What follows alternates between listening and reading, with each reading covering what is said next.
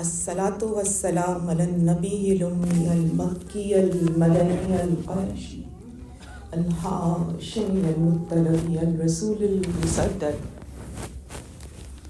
المصطفى الرمجد المحمود الأحمد أبي القاسم محمد اللهم صل على محمد وآل محمد.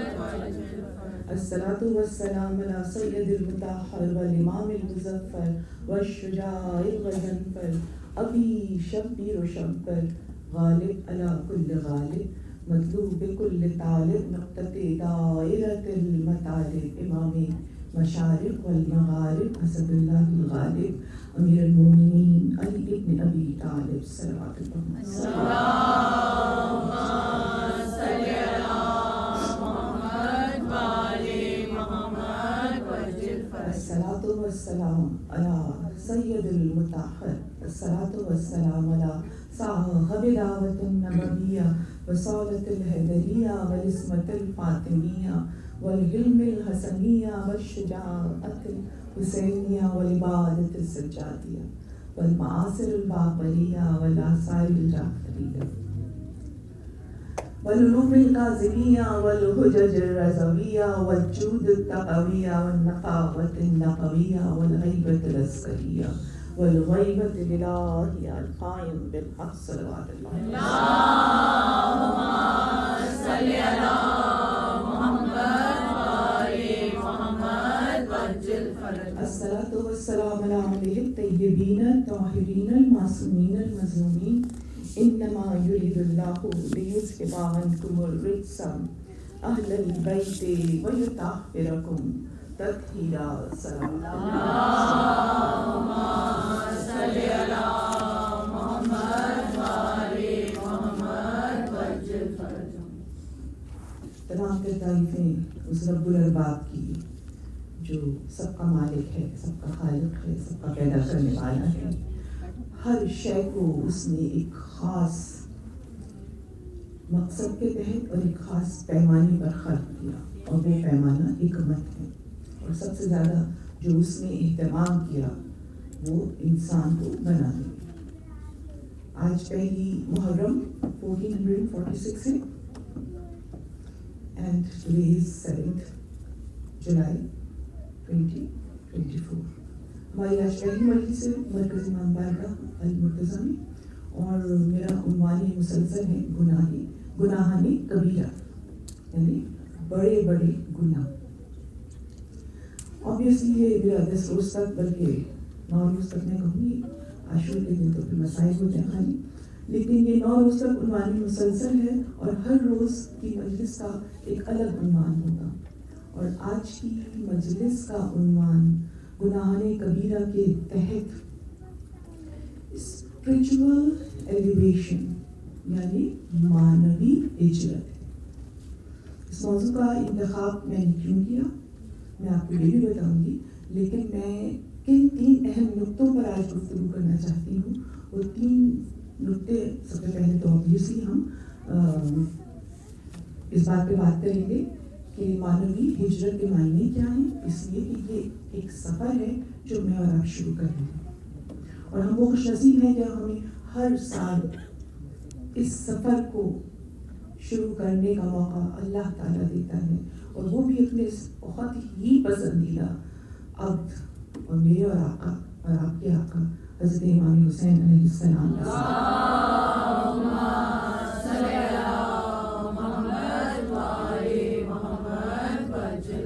یہ پہلی مجلس ہے، آج پہلا دن ہے محرم کا. تو آپ کو اور مجھ کو ساتھ مل کے اپنے آپ کو بہت ہی کلیئرٹی کے ساتھ، کلیئرٹی آف مائنڈ اور کلیئرٹی آف ویژن کے ساتھ یہ طے کرنا ہے کہ ہم امام حسین کے ساتھ کس طرح سے آگے بڑھیں گے.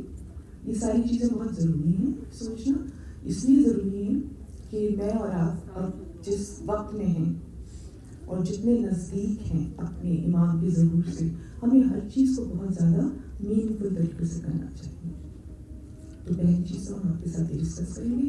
دوسری چیز پھر ہم گناہان کبیرہ اور صغیرہ میں ڈفرینشیٹ کریں گے.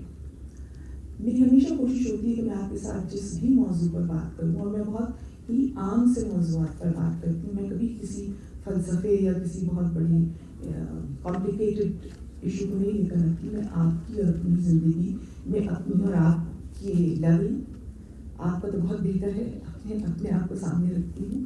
اور مشکل باتوں کے بجائے میں کوشش کرتی ہوں کہ جو کچھ میں اور آپ کر رہے ہیں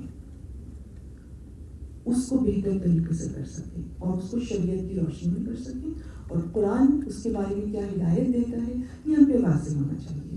تو انشاءاللہ difference between greater and smaller things we are going to know. اس کرائٹیریا کو سمجھنے کے بعد آپ اپنے آپ کو خود ہر وقت اکاؤنٹیبل کر سکتے ہیں کہ کیا یہ جو میں مجھ سے غلطی ابھی تک ہوتی رہی یہ کس کیٹیگری میں فال کر رہی ہے، کیا کرائٹیریا. اس لیے کہ مومن کس صفت کی وجہ سے مولا کے قریب ہوتا ہے؟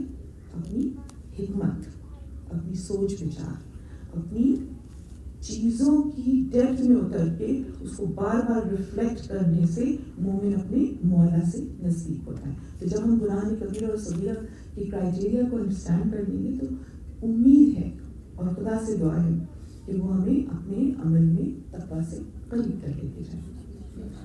تیسری چیز جو ہم کریں گے ڈیفینیٹلی وہ ہم یہ دیکھیں گے کہ کیا اس آج کے دن میں ہم اپنے لیے کچھ ہدف، کچھ گول سیٹ کر رہے ہیں. اور جب یہ گول سیٹ کریں گی تو آپ صرف اس 10 دن کی مجلس کے لیے اس امام بارگاہ کے لیے نہیں کریں گے، بلکہ آپ اوور آل غم حسین پر، سوگواری امام حسین میں آپ نے کیا اچیو کرنا ہے اس کے اوپر بات کریں گے. لیکن درود پر محمد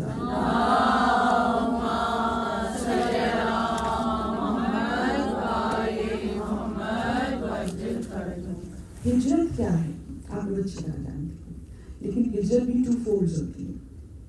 ایک ہجرت وہ جو آپ کر چکے ہیں، آپ جہاں سے بھی آئیں ہیں، پاکستان سے آئیں ہیں، انڈیا سے آئیں ہیں، افریقہ کی کسی کنٹری سے آئیں ہیں، دبئی سے آئیں ہیں، UAE سے آئیں ہیں، کہیں سے بھی آئیں ہیں، اب آپ آ چکے ہیں. لیکن قرآن کی روشنی میں جب آپ دیکھتی ہیں تو آپ کو لگتا ہے کہ یہ ہجرت میری چھوٹا اسٹیپ ہے. ہر چیز مینی فولڈز، رائٹ؟ تو ہجرت کے بھی کئی فولڈز ہیں. ہم یہ دیکھیں گے کہ ہجرت معنوی میں کیا یہ میری اور آپ کی ہجرت آ جاتی ہے کہ جس میں میں اور آپ ایک اچھے مستقبل کی تلاش کے لیے یا اپنے حالات سے عاجز آ کر جو کہ پولیٹیکل اور ظاہر سوشل ہیں ان کی وجہ سے ہم یہاں آ گئے، یا ہمیں اپرچونیٹی مل رہی تھی، یا ہم گرو کرنا چاہ رہے تھے، اور یہ ساری ریزنز بہت ویلڈ ہیں. اور اللہ تعالیٰ اس کو اپریشیٹ کرتا ہے کہ انسان اپنی زندگی کو بہتر سے بہتر کرے بائی اینی مینس، جو بھی حلال مینس ہیں ان کے ذریعے آپ اپنے آپ کو بہتر کریں. لیکن سیکنڈ فولڈ کیا ہے میری نگاہ میں؟ سیکنڈ فولڈ یہ ہے کہ آپ جس جگہ پر بھی تھیں، بائی برتھ تھیں یا اسی وقت موو ہوئی تھی، جیسے پاکستان بہت سارے لوگ جو ہمارے بزرگ ہیں وہ مائگریٹ کر کے آئے اور اس کے بعد وہ یہاں پر آ گئے، وہ جو بھی ریزن ہو، لیکن وہاں کے اوپر ایک پاپولیشن بہت کنڈینس تھی، بہت ملی ہوئی تھی، اور آپ کی جو اسٹینڈرڈس تھے، آپ کے جو نارمس تھے، جو آپ کی پریکٹسز تھیں یا آپ کے بزرگوں کی تھیں، وہ بالکل سیٹ ہو چکی تھی، بالکل جس طریقے سے وہ اپنے اوریجنل وطن میں کرتے تھے. اس کے بعد وہ جہاں پہ سیٹل ہوئے وہاں پر بھی انہوں نے اس کو اسی طرح قائم بنا دیا. تو اب جب آپ یہاں پر آئی تھیں، یہ نئی جگہ ہے اور یہ کفرستان تھا، رائٹ؟ لیکن جب آپ یہاں پر آ گئی تو آپ نے اب، جو کہ آپ کی زندگی کا ایک بہت ہی امپورٹنٹ پارٹ ہے، کہ آپ غم حسین کو اسٹیبلش کر رہے ہیں. میں اکثر ایک جملہ اپنے آپ کو یاد دہانی کراتی ہوں، آپ سے بھی کہتی ہوں کہ یہ میں اور آپ جو کچھ بھی ازاداری کر رہے ہیں، ہم یہاں پر اسٹینڈرڈز سیٹ کر رہے ہیں، ہم یہاں پر نارمز اسٹیبلش کر رہے ہیں. وہ نارمز جو اب ہماری آنے والی نسل کو کنٹینیو کرنا ہے. لیکن یاد رکھیے جو چیلنجز میرے پیرنٹس کے تھے، میرے بزرگوں کے تھے یا آپ کے بزرگوں کے تھے، وہ نہیں ہیں ہمارے پاس، اور اس سے بہت زیادہ سخت مرد ہے. مجھے اور آپ کو انگلی پکڑ کے لے جا کے مجلس میں بٹھا دیا جاتا تھا، مجال نہیں کہ ہم کوئی ڈیوائس ہاتھ میں پکڑ سکیں یا کوئی تبرک کھول کے کھانے کے بھوکے ہیں، سوال ہی نہیں ہوتا تھا. نہ کبھی ہم یہ سوچ سکتے تھے کہ ہم اسٹوری بک کھول لیں، نہ ہم یہ سوچ سکتے تھے کہ ہم چپکے سے سنیک آؤٹ کریں اور باہر جا کے فٹ بال کھیلیں. آپ نہیں کھیلیں گے لیکن ہوتا ہے، ٹھیک ہے نا. تو چیلنجز ڈفرینٹ ہیں، اور چیلنجز ایک پہلو یہ ہے. دوسرا پہلو کیا ہے؟ دوسرا پہلو یہ ہے کہ یہ میرے اور آپ کے بچے جن انسٹیٹیوٹس میں پڑھ رہے ہیں، جہاں تعلیم حاصل کر رہے ہیں، وہاں پر ایک چیز کو بہت زیادہ بیلون کیا جا رہا ہے، اور وہ چیز کیا ہے؟ Fear of Islam, fear of God, fear of شریعت، فیئر آف آئسولیشن. ہمارے بچے جتنی شدید آئیڈینٹی کرائسس کا شکار ہیں، شاید ایکسپریس نہیں کرتے، لیکن اگر آپ دیکھیں آپ کو نظر آ جائے گا. اس لیے کہ ان کو ٹوٹلی جگل کرنا پڑتا ہے. گھر میں آ کے انہیں کس طرح سے رہنا ہے، باہر ان کو کیسے رہنا ہے، اور ان کا ذہن بہت ہی معصوم ہوتا ہے. وہ اتنی گہرائیوں میں اتر نہیں سکتے، انہیں گلوبل پالیٹکس سمجھ میں نہیں آ رہی. لہٰذا یہاں کے اوپر خدا کا کرم، اور اتنا بڑا کرم کہ جس کا تا زندگی شکر ادا کرے کم ہے، کہ اس نے ہر سال 2 مہینے ہمیں حسینی ثقافت کے ساتھ کنیکٹ کیا، ہمیں امام حسین کو ہمراہ کیا.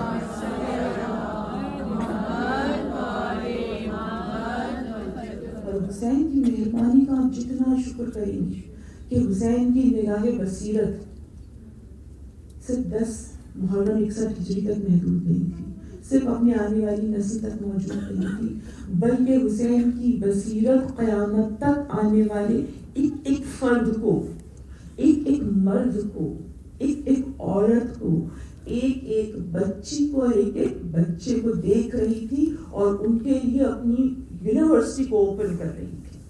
تو اگر آپ نے عزاداری کو سمجھنے کے لیے، اس پر عمل کرنے کے لیے، یاد رکھیں سب لوگ کہتے ہیں اور بہت زیادہ کہتے ہیں کہ یہ ایک کلچرل چیز ہے، یہ ایک سوشل چیز ہے، نانا دادا کا مذہب ہے تو ہم اس کو کنٹینیو کر رہے ہیں. اور اس میں پھر ہمارے بچے کیا سوچتے ہیں، وہ بھی ٹھیک ہے فائن، جب تک اماں بیٹھی ہوئی، ابا بیٹھے ہوئے، let's do what they are happy with.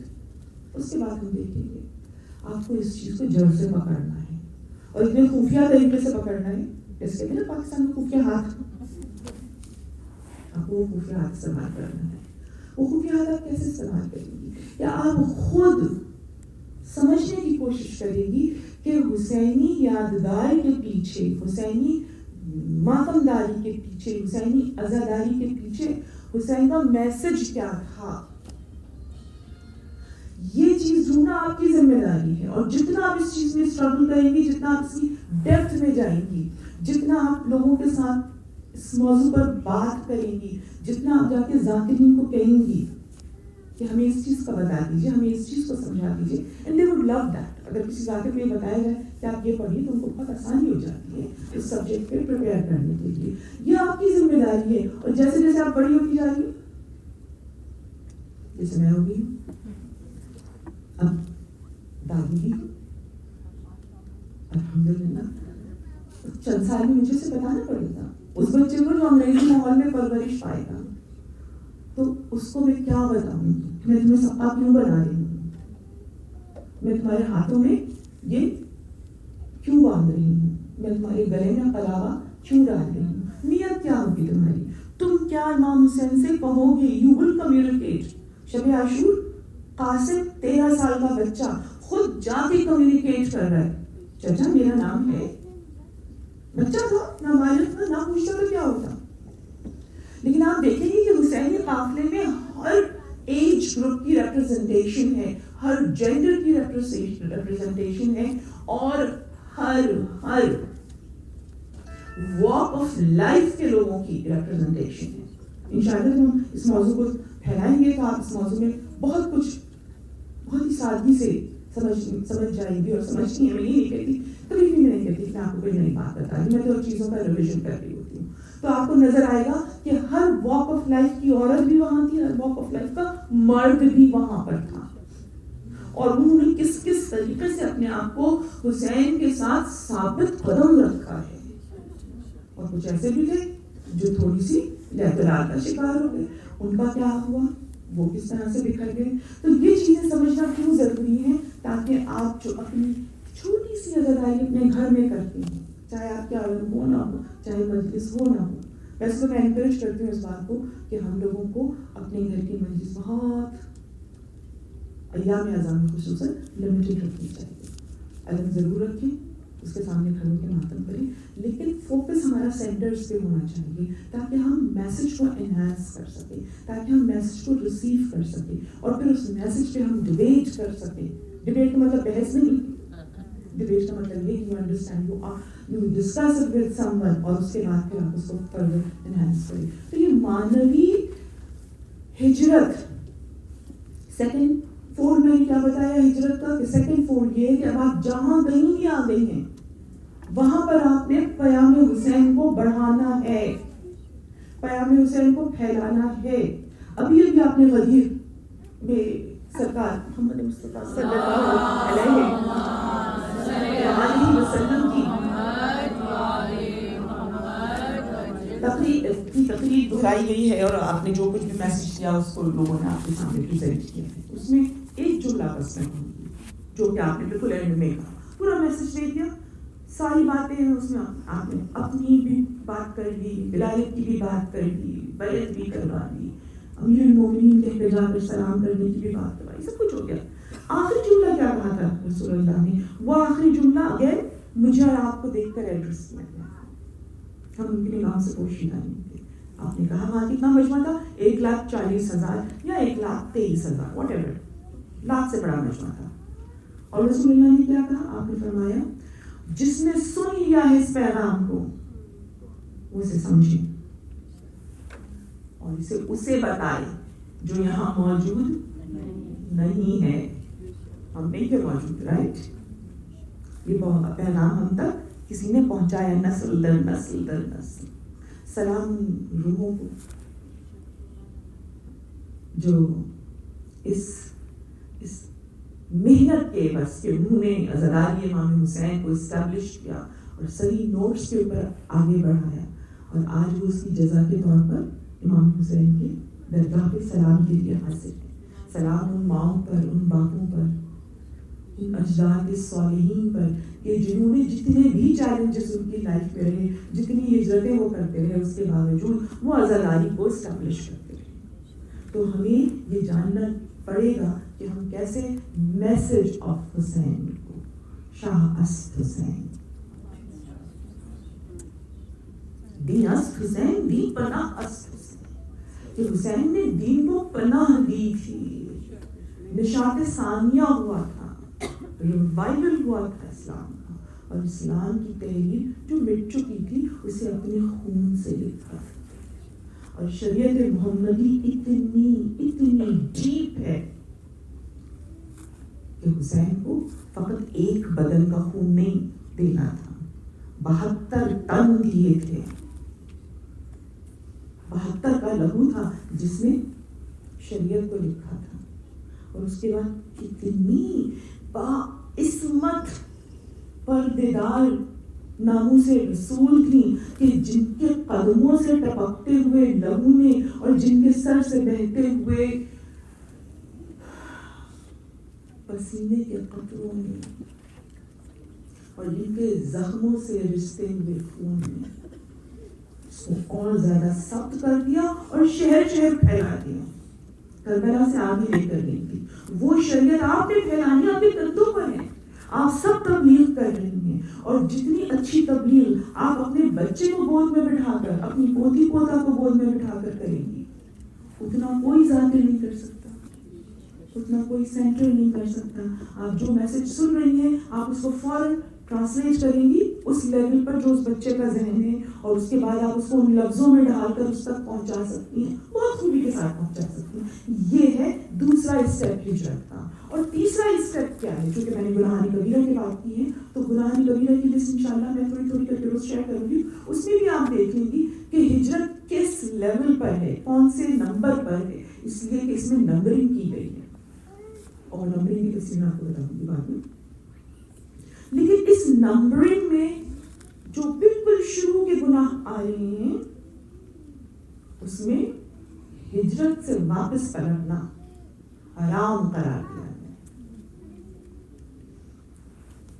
حرام قرار دیا ہے تو اس کا مطلب میں یہاں رہ رہی ہوں اور پاکستان کے حالات ایک دم بہت اچھے ہو جاتے ہیں, شیعہ پہ نیند ختم ہو جاتی ہے تو میں چلی گئی وہاں پہ, تو میں نے حرام کام کیا.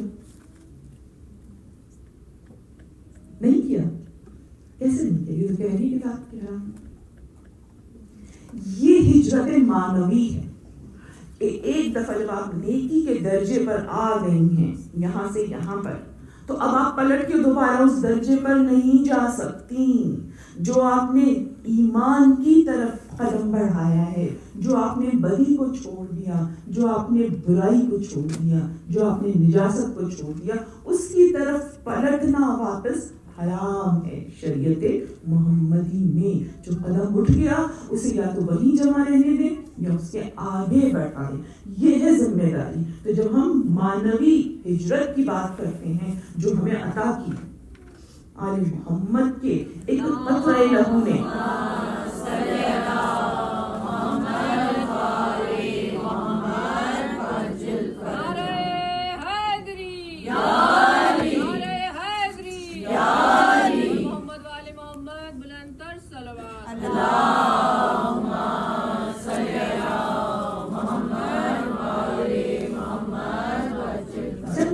منتخب کر رہی تھی تو میرے دل میں ایک بہت بڑا خطرہ تھا. آپ کو پتہ ہے نا بہت سارے خطرے رکھ کے آگے بڑھنا پڑتا ہے. وہ خطرہ کیا تھا کہ لوگ کہیں گے یار یہ کیا لسٹ بتانے آئی ہمیں, یہ تو ہم انٹرنیٹ پہ بھی ڈھونڈ سکتے ہیں, ہے نا.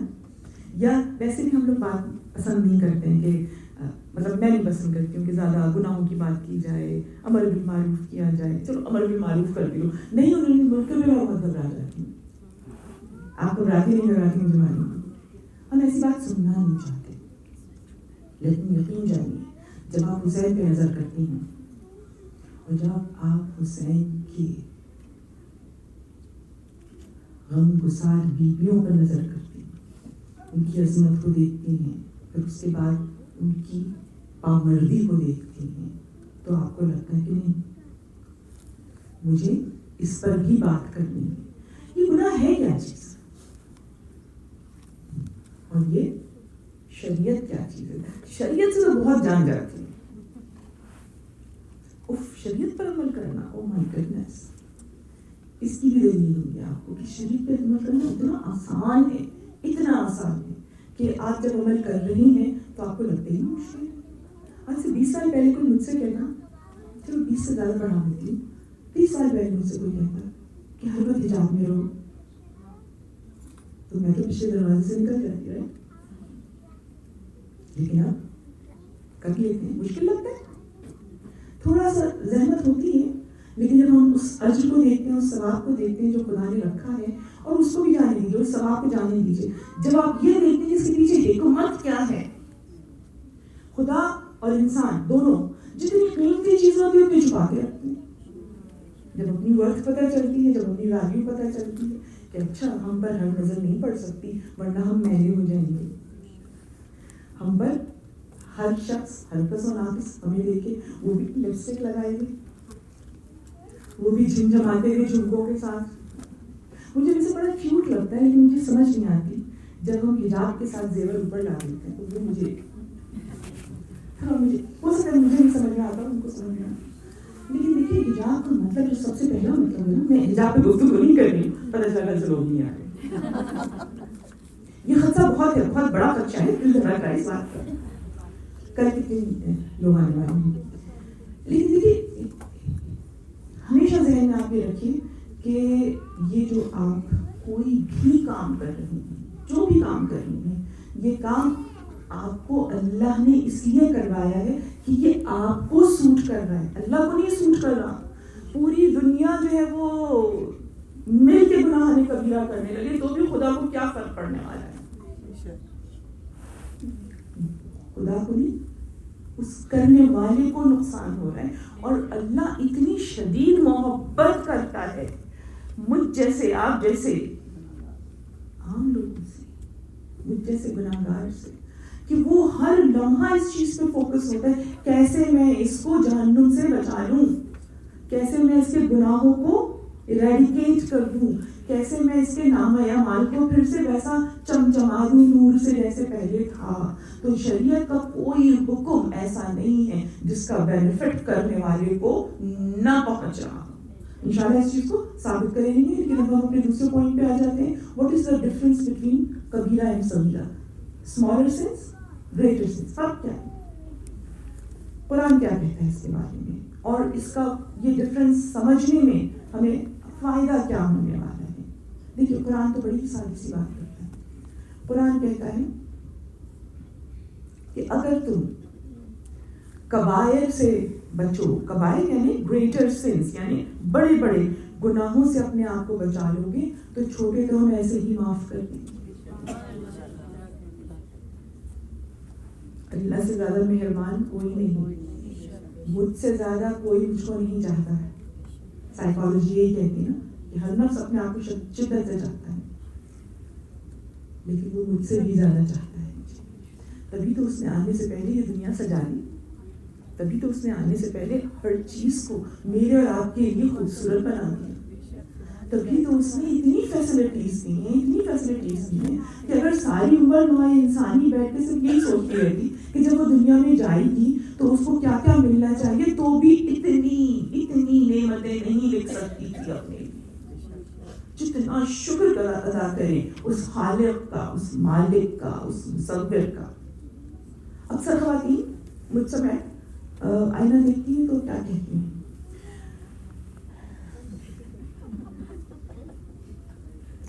وہی جھریاں آ گئی, ناک تھوڑی سی, یہی سوچتے ہیں نا, آنکھیں تھوڑی سی اور بڑی جاتی ہیں.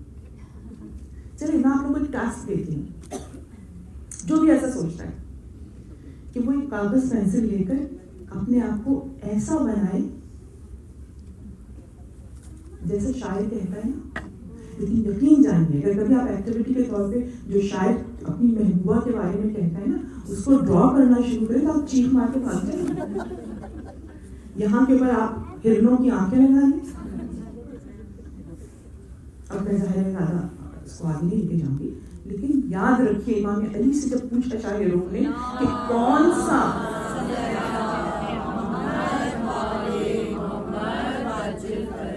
سی چیز سب سے خوبصورت ہے پوری کائنات میں, جواب کیا ہونا چاہیے تھا میرے دماغ کے حساب سے چاند, سورج, پھول, گلاب, آبشار, رینبو, رائٹ. لیکن امام کون ہے کہ جن کے ہاتھوں سے کائنات بنی, جنہوں نے آدم کی مٹی کو 1000 برس گزارے. تخلیق تو ان کے سامنے ہوئی ہے نا, ان کے انوار سے ہوئی ہے, تو ان کا جواب سب سے صحیح ہے. امام نے کہا سب سے خوبصورت چیز پوری کائنات میں 20 سوال تھے شاعروں کے, میں سب تو بتا رہی ہوں. سب سے خوبصورت چیز جو ہے کائنات کی وہ ہے شکل انسانی. اب اپنی ہی خوبصورتی کے لیے درود پڑھیں.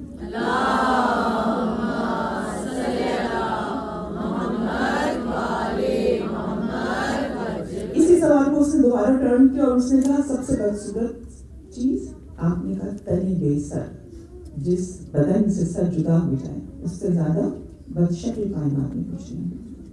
تو یہ جو ہمیں خدا نے بنایا ہے نا اس سے بہتر کوئی بنا نہیں سکتا تھا, اور اس بنانے کے بعد جتنا وہ دے سکتا تھا ہمیں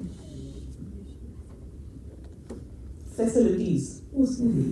اس لیے دی, اس لیے کہ اس کی عظمت کا اظہار ہو, اس لیے کہ محمد والے محمد کی عظمت کا اظہار ہو.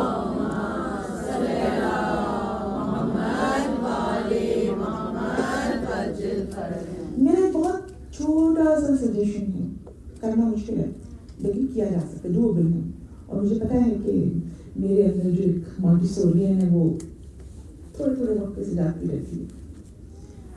میں نے کچھ ایسے معاشرے بھی پڑھے ہیں جگہوں پر اٹینڈ کی ہیں جہاں کے اوپر میں نے یہ چیز محسوس کی کہ ان کی جو سنڈے ٹیچرز ہوتی ہیں, مجھے پتہ نہیں کہ سنڈے اسکول کہاں ہے, لیکن جو بھی بائی پروفیشن ٹیچر ہیں یا کیئر گیور ہیں وہ پہلے سے محرم کے 10 دنوں کا پلان تیار رکھتے ہیں اور بڑا انٹیگریٹڈ ان کا سلیبس ہوتا ہے. اور وہ کیا ہوتا ہے کہ ایک دن وہ کسی ایک اچھائی جو کہ کربلا میں نظر آئی اور اس کے ساتھ کسی ایک کیریکٹر کو فوکس کر لیتی ہیں اور اس کے اوپر ورک شیٹس بنا لیتی ہیں. اور جب یہ بچے آتے ہیں جو کہ ظاہر چپ نہیں بیٹھ سکتے ہیں, فطرت ہی نہیں بچے پہ, تو آپ ایکسپیکٹ ہی نہ کریں.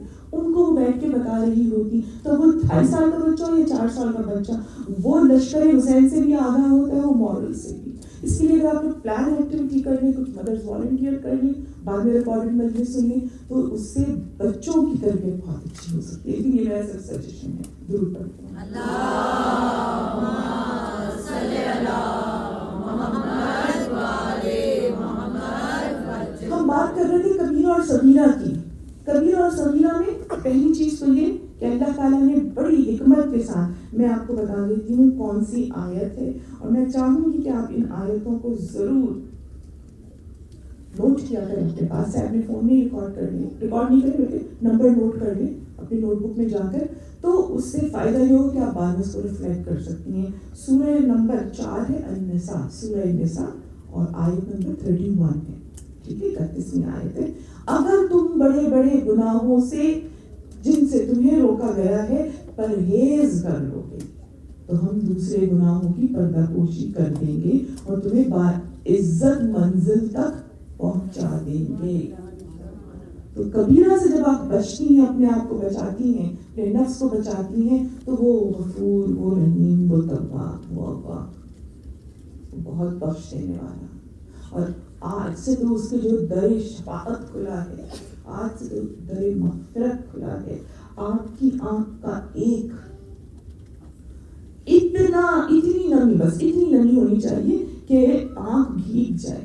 باہر نہیں آ رہی کوئی بات نہیں, چلے وہ بھی ممکن نہیں ہے, صرف سر جھکا کے رونے کی شکل بنا لیں. اللہ کا در رحمت ایسے کھلا ہوتا ہے کہ کل گناہ معاف ہو جاتے ہیں. میں یہ بہت بڑا جملہ کہہ رہی ہوں اور بہت ذمہ داری سے کہہ رہی ہوں, بہت ڈرتے ڈرتے کہہ رہی ہوں. یہ جو حدیث ہے نا سرکار کی, یہ جو حدیث ہے صادق آل محمد کی, یہ جو حدیث ہے امام معقل کی, یہ جو حدیث ہے امام علی رضا علیہ السلام کی, بہت سارے ائمہ سے ہمیں یہ حدیث مختلف لفظوں میں ملتی ہے.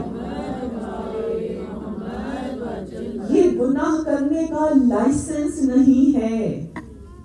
بعض لوگ سمجھتے ہیں کہ بس آنسو بہائیے تو اب ہر گناہ کرنے کی چھٹی مل گئی ہے.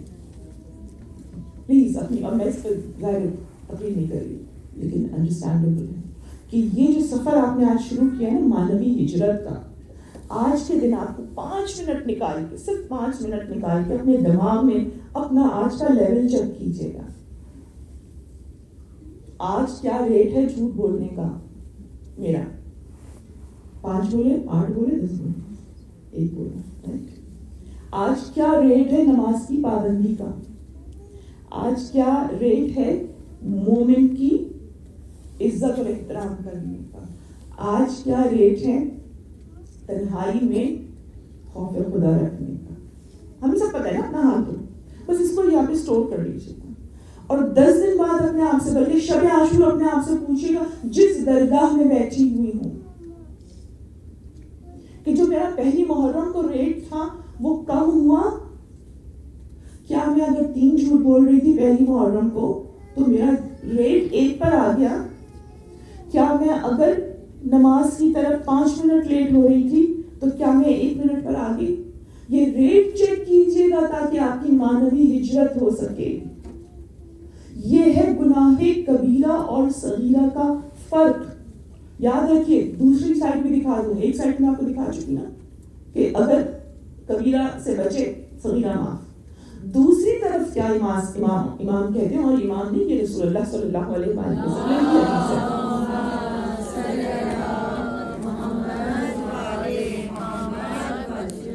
یہ آپ کی حدیث ہے. کیا فرماتے ہیں؟ اگر چھوٹے گناہ پر اصرار کیا جائے, اصرار کا مطلب کیا ہے؟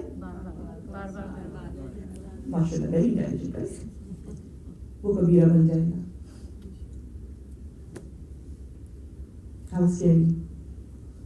میں تو گناہ تو آرام سے کر رہی ہوں, یہ سوچ کر کہ چھوٹا گناہ ہے. نہیں, آپ نے دیکھا کیا رکاوٹ لگا دی سرکار نے. سرکار کون ہے؟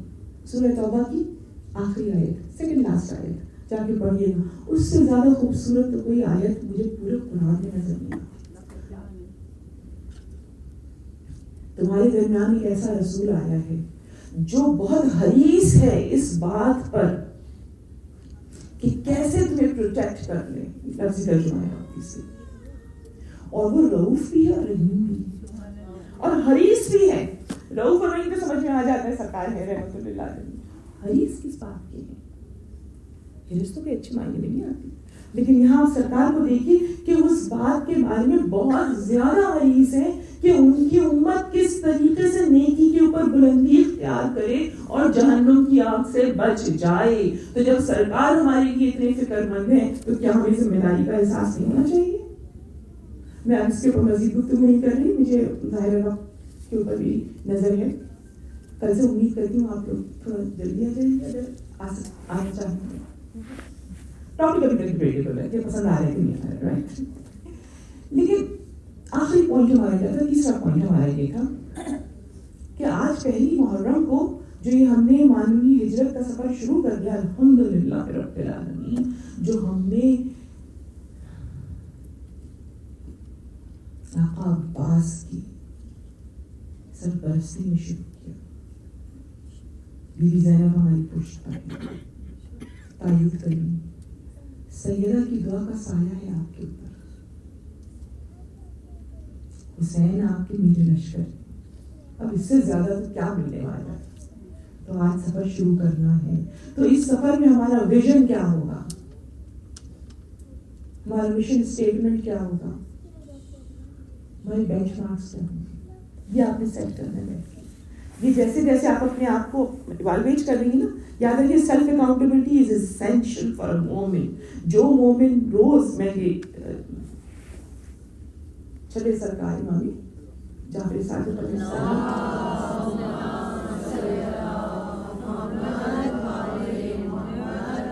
آپ کہتے ہیں،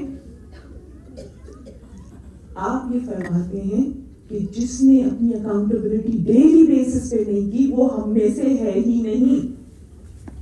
یعنی شیعہ بن ہی نہیں سکیں گے جب تک کہ روز اپنے آپ کو خود سیلف ایوالویشن نہ کریں. تو یہ تین چیزیں ہم نے طے کرنی ہے. مشن کیا ہے؟ میں جلدی جلدی بات کر رہی ہوں، اس سے بڑی تفصیلی بات ہو سکتی.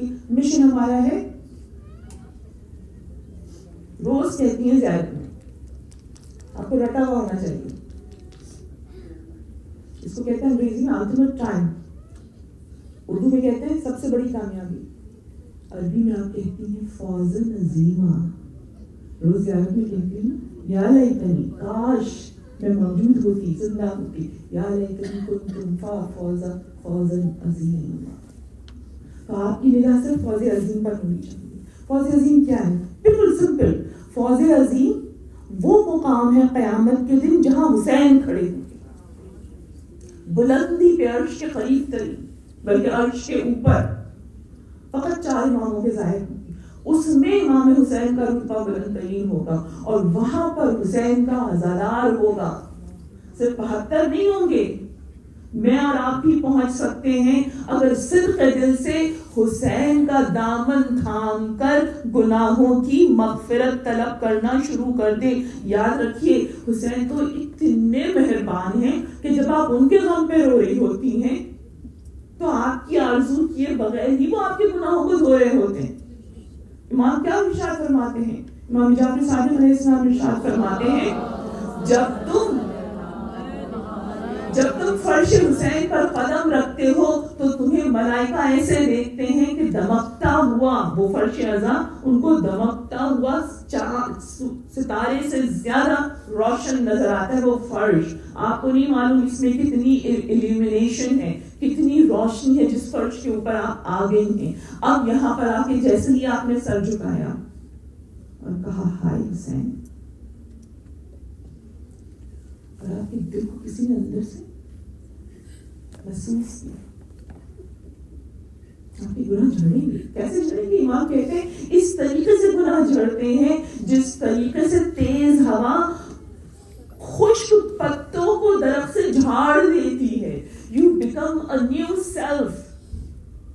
اور جب نیو سیلف بنتی ہے تو بس اسی وقت اپنے دماغ میں بار بار یہ دہرایا کیجیے حسین مجھے طاقت دے، عباس مجھے طاقت دے، زینب میری پشت پناہی کرے، سیدہ میرے ساتھ رہے کہ میں اب इन गुनाहों को दोबारा ना करूं। अगर आप ये दुआ मांगेंगी, मुमकिन ही नहीं है कि सैयदा आपको खाली हाथ भेज दे, मुमकिन ही नहीं कि अब्बास आपको सैराब ना करे, मुमकिन ही नहीं है कि सानिया ज़हरा अपने भाई पे गिरिया करने वालों को मायूस न डाले। अजीजों, बस आपके पास बहुत बड़ी अपॉर्चुनिटी है कि आप आज से हुसैन के साथ मानवी हिजरत कर रही हैं, कुफ्र से नेकी की तरफ, तौहीद की तरफ हिजरत कर रही हैं, गुनाह से अच्छाई की तरफ जा रही हैं, दूरी से कुर्बे इलाही की तरफ जा रही हैं। खुदा मेरे और आपके सबके हर अज़ादार हुसैन के कुल गुनाहाने कबीरा सगीरा को मुआफ़ फरमा दे। परवरदिगार आलम, जब हम इस फर्श अज़ा से निकले तो हम बिल्कुल इस तरीके से पाक व साफ हो चुके हों जैसा कि हम अपनी माँ के पेट से पैदा हुए थे। परवरदिगार आलम, तू सिर्फ गुनाहों को मुआफ़ नहीं करता, बल्कि तू इतना कुदरतमंद है कि तू गुनाहों को नामे अमल से हमेशा हमेशा के लिए इराडिकेट भी कर देता है। यानी रोज़े क़यामत जब उसके सामने खड़े होंगे तो वो सवाल भी नहीं पूछेगा। आपकी आज से इबादतें बढ़ जानी चाहिए। एक तस्वीर सजेस्ट कर देती हूँ, और वो तस्वीर किस बात की है? तस्वीर पढ़नी पढ़े, नहीं तस्वीर पढ़नी, सिर्फ ज़बान से, सिर्फ दिमाग में कहिए अल-अफ़्व अल-अफ़्व अल-अफ़्व। सिर्फ नमाज़ शब तक न महदूद रखिए। याद रखिए, इस्तिग़फ़ार के मतलब है गुनाह माफ़ हो गया, लेकिन लिखा हुआ है रोज़े क़यामत अल्लाह जब मुलाकात होगी क्वेश्चन करेगा। लेकिन जब हम अफ़ कहते हैं, ए खुदा तू महफ़ कर देता है, तू मिटा देता है, तो फिर उसकी शान करीमी ये गवारा नहीं करती कि वो मिटाए भी और उसके बाद नामे अमल पे छोड़ भी दे, वो नामे अमल से भी गायब हो जाता है। ये है अल-अफ़्व की तासीर। और जब वो सत्ते हुसैन में हो, आइए ज़रा आंसू बहाना है ना, हुसैन की छोटी बेटी जिसको हुसैन छोड़ आए थे, चलिए मदीना वहां जाके ताज़ियत कर ले। ए मेरी बेकरार शहजादी, ए बाप के दीद के लिए तड़पती हुई बच्ची, ए खानदान ने अपने खानदान की जुदाई में मुरझाई हुई सुगरा, ए हम शक्ल फातिमा, हुसैन क्यों छोड़ गए थे सुगरा को? कुबरा भी साथ गई थी, सकीना भी साथ, हर तस्वीर रिसालत को साथ लेके चले थे। लेकिन जब अकबर ने आके कहा बाबा, अकबर की बात हुसैन नहीं ठुकराया करते, याद रखिए। अकबर के तो मुंह से सिर्फ फरमाइश निकलने का इंतजार हुसैन किया करते थे। लेकिन आज जब वक्त सफर 28 रजब को अकबर ने कहा बाबा सुगरा की सिफारिश करते ले चलिए, तो इमाम हुसैन ने इनकार किया। जब दोबारा अकबर ने कहना चाहा तो फिर इस तरह से इमाम हुसैन ने कहा, ऐ अली अकबर, ये खानदानी रिसालत दर दर फिरेगा, ये शहर शहर ले जाएंगे बनाते रसूल को, ये नामूसे रसूल गलियों में बाजारों में कूचो दरबार में हर जगह फिराई जाएगी, लाख मालों से छुपाए, लेकिन उस ज़ोफ़िशानी को कौन छुपाएगा? ये उम्मत बड़ा सिर्फ तोड़ने वाली है अकबर, मेरी बेटी मेरी माँ की तस्वीर है, मैं सुगरा को न लेकर जाऊंगा। अजीजों, अकबर जैसा हिम्मत वाला, अकबर जैसा ताकतवर, जिसके नाम से फौजी शाम कांपती थी, उसके दिल पे जरा हाथ रखिए, पुरसा कीजिए अपने आंसुओं को रखेंगे। शहजादे अकबर क्या जवाब दिया था सुगरा को जाकर? अरे बहन को सीने से लगाया, बालों को सहलाया और सीने से लगा के कहते, सुगरा हम तुम्हें वापस लेने आएंगे, जैसे ही हालात बेहतर हुए, तुम्हारी तबीयत संभली, हम आएंगे। अजीजों, 28 रजब से सुगरा दहलीज में बैठी, आंखों को राह मक्का